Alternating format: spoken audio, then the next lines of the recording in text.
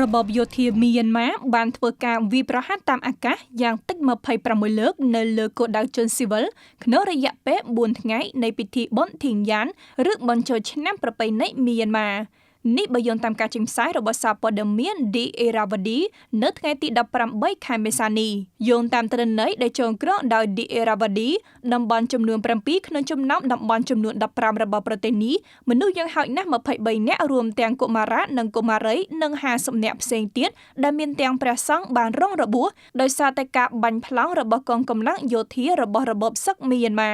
ការវាយប្រហារតាមអាកាសទាំងនេះបានកំណត់គោលដៅលើវត្តចំនួន6ខណៈដែលពុទ្ធសាសនិកមកជួបជុំគ្នាក្នុងពេលនៃពិធីបុណ្យចូលឆ្នាំថ្មីលើពីនេះការវាយប្រហារតាមអាកាសត្រូវបានគេរាយការណ៍នៅក្នុងសង្កាត់ចំនួន20ក្នុងតំបន់ Magwe, Sakeng, Mandalay និង Bago និងរដ្ឋ Rakhineឈិននិង Karen ចាប់ពីថ្ងៃទី13ដល់16ខែមេសាបើទោះបីជាមិនមានការប្រយុទ្ធគ្នាលើទឹកដីក៏ដោយគួរបញ្ជាក់ថាចាប់តាំងពីការរំជួយដីកាលពីថ្ងៃទី28ខែមីនាមករដ្ឋាភិបាលរួបរวมជាតិស៊ីវិលហៅកាត់ថា NUG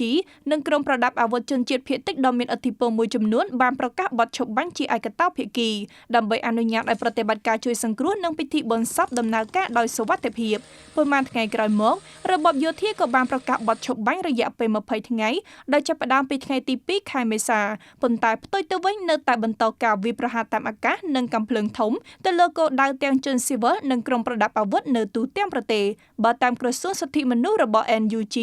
របបនេះបានធ្វើការវាយប្រហារដោយគ្រាប់ផ្លោងចំនួន92លើកនិងការវាយប្រហារតាមអាកាសនៅទូទាំង12តំបន់និងរដ្ឋចំនួន15របស់ប្រទេសមីយ៉ាន់ម៉ាចន្លោះពីថ្ងៃទី28ខែមីនាដល់ថ្ងៃទី8ខែមេសាបានសម្លាប់មនុស្ស72នាក់និងរបួស91នាក់